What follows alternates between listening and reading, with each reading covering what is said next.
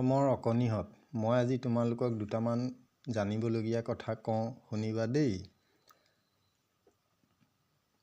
তোমালোকে বাৰু পঢ়া শুনা কৰাৰ উপৰিও বাহিৰা কিছুমান কথা বা কামৰ বিষয়ে চিন্তা কৰা নে? বা এনে কিছুমান কথা বা কামে তোমালোকক সময়ত কেতিয়াবা চিন্তাত পেলায় নেকি? পেলায় নিশ্চয়, নহয় জানো?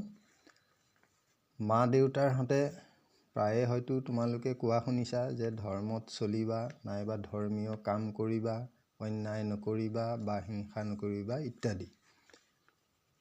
মই আজি তোমালোকক ধৰ্মনো কি এই বিষয়ে অকণমান কওঁ, শুনিবা দেই। আমি সকলোৱেই জন্ম হৈয়ে দুই চকুৱে মা আৰু দেউতাকেই প্ৰথমে দেখিছোঁ। সেয়ে আমাৰ বাবে মা আৰু দেউতাৰাই প্ৰথম ধৰ্মৰ আধাৰ বা আৰম্ভণি বুলি ক'ব পাৰি।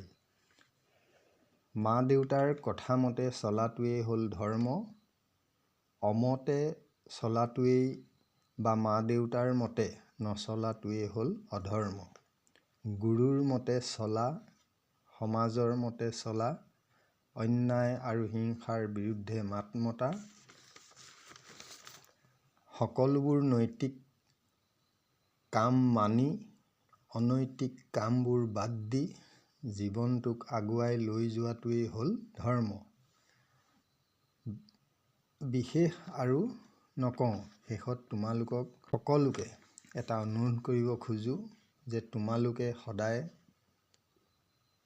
আৰু সকলোতে, সকলো কামতে সুন্দৰতা বোলা বস্তুটোক বিচাৰিবা আৰু তাৰ আলমতে, তাৰ সহায়েৰে কথাবোৰ চিন্তা কৰাৰ লগতে ভাবিবলৈ ল'বা।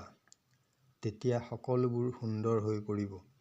সেয়েহে শাস্ত্ৰত কৈছে সত্যম শিৱম সুন্দৰম, অৰ্থাৎ সত্যই শিৱ, শিৱই হ'ল সুন্দৰ, নহয় জানো?